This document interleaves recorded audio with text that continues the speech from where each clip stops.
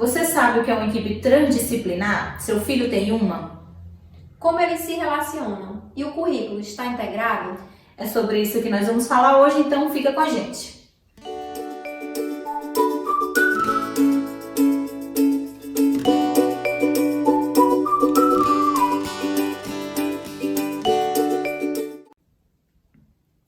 Olá, eu me chamo Joana Machado, sou psicopedagoga. E eu sou Nara Gisele, psicóloga infantil. Esse é o nosso canal falando de comportamento. Se você chegou agora, se inscreva no canal, deixe seu like, ative o sininho para receber todas as nossas gravações, todos os nossos conteúdos. Então, hoje nós vamos falar sobre o nosso trabalho, vamos comentar um pouquinho para vocês como que atuamos de maneira integrada, formando uma equipe transdisciplinar. E o que é essa equipe transdisciplinar? Pois bem, a equipe transdisciplinar é um trabalho integrado, onde todos os profissionais de diferentes áreas atuam de forma unissona, né? Eles juntam todas as suas competências e habilidades em prol desse indivíduo que está sendo recebido. E ao mesmo tempo que ele junta, ele também divide, né? Divide o que ele sonda, divide o que ele pesquisa no indivíduo para fazer um trabalho de fato integrado. Verdade, né? A gente começa esse trabalho a partir da avaliação. Quando a gente recebe o cliente, cada profissional tem os seus protocolos de avaliação. Porém, depois de feito essa sondagem, essa coleta de dados, a equipe se reúne e monta um plano de intervenção global. E esse plano ele é muito interessante, que às vezes a gente acha que estamos vivendo, né, aquele momento isolado, aquela aprendizagem significativa, produzindo, fazendo o paciente evoluir. Mas quando a gente senta para trocar as figurinhas que a gente faz, a gente vê que ganha muito mais. A gente ganha tempo, ganha êxito e o trabalho ocorre de forma muito mais natural. Verdade. Isso é um ponto bem importante no trabalho, principalmente porque a gente começa a enxergar o indivíduo como um sujeito global, né? A gente não trabalha com o fonoaudiólogo responsável pela comunicação única e exclusivamente, até porque dentro da sessão do fonoaudiólogo, a criança vai emitir inúmeros comportamentos que vão ser geridos ou direcionados de forma em que o fonoaudiólogo ele consiga saber manejar comportamentos difíceis, assim como na sessão de psicopedagogia, né, Joana? Eu posso dar um exemplo da alfabetização. Quando a gente trabalha a parte da consciência fonológica, como esse aluno, como esse paciente está se comportando, como a Nara, como psicóloga, ela pode me dar dicas de manejar esse comportamento do indivíduo na hora das intervenções.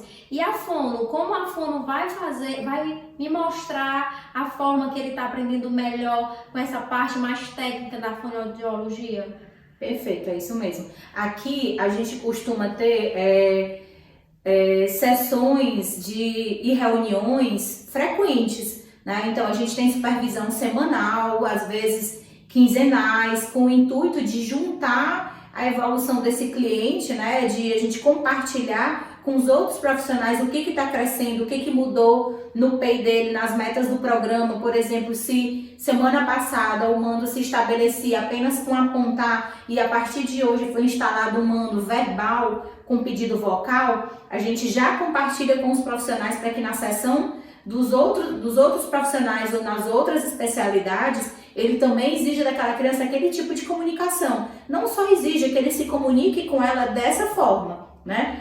A Joana trabalha com uma parte que a priori às vezes é muito difícil para a criança, que é a parte da pedagogia, né? De sentar, de fazer atividade, de escrever. E essa parte acadêmica é o bicho de 7 cabeças dentro da clínica, né? Por quê? Porque é a parte chata, é a parte que eu vou fazer ele fazer muito mais registro, eu vou fazer ele fazer muito mais leitura, lembrando, né, do exemplo que eu dei da alfabetização.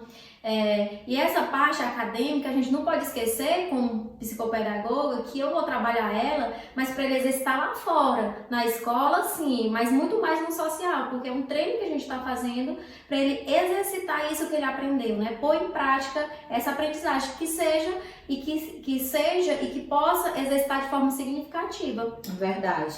E aí a gente sempre costuma fazer essa troca, né, na saída de uma sessão para outra. O terapeuta leva até o terapeuta seguinte, dá um relato de como é que foi na sessão, qual foi a dificuldade daquele dia, o que a criança não conseguiu fazer, qual foi a frequência de comportamentos independentes, e aí a gente vai tomando conhecimento desse sujeito como um todo, desse indivíduo como um todo, facilitando o trabalho de toda a equipe. A gente pode também exemplificar quando a gente trabalha integrado a fono, a psicóloga, a TO. Estou trabalhando aí nos pré-requisitos, mas na parte acadêmica a gente sabe que a escola ela tem um nível, e naquele nível a criança tem que desenhar, né? Porque o grupo vai desenhar. Naquela faixa etária, naquele nível, o grupo vai escrever, então ele tem que escrever, mesmo não tendo evoluído alguns pré-requisitos. Aí, por exemplo, a gente pode falar com a TO, integrar com a fono, integrar com o musicoterapeuta e assim vai. Com a psicomotricista, né? Isso, pra gente desenvolver esses pré-requisitos. Que pode desenvolver atividades dentro da sessão de psicomotricidade, que dê fluidez à coordenação motora ampla, que amplie o desempenho da coordenação motora fina, para que lá na atividade de psicopedagogia a criança tenha um êxito maior, né? E isso acontece com todas as áreas. A Joana traz informações da psicopedagogia para minha sessão de terapia ABA, eu levo as minhas considerações sobre função de comportamento, manejo de comportamento para os outros profissionais, e a gente vai ganhando muito mais conhecimento daquela criança, entendendo muito melhor como manejar ele em todas as áreas de desenvolvimento.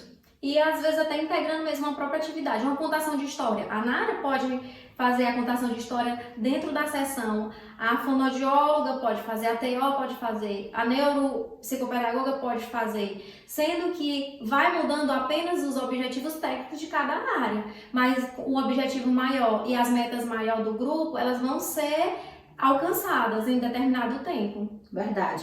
Gente, uma coisa que eu acho bem importante sinalizar para vocês é que muitas vezes quando a gente pensa numa equipe transdisciplinar, a gente fica com preocupação de que eu vou invadir a sessão da fonoaudióloga, ou então que a psicóloga vai invadir a sessão da psicopedagoga, vai dirigir do musicoterapeuta. Isso não acontece, né? Aqui isso não acontece de forma alguma. Porque todo mundo tem a sua filosofia, todo mundo tem a sua compreensão a partir da sua formação.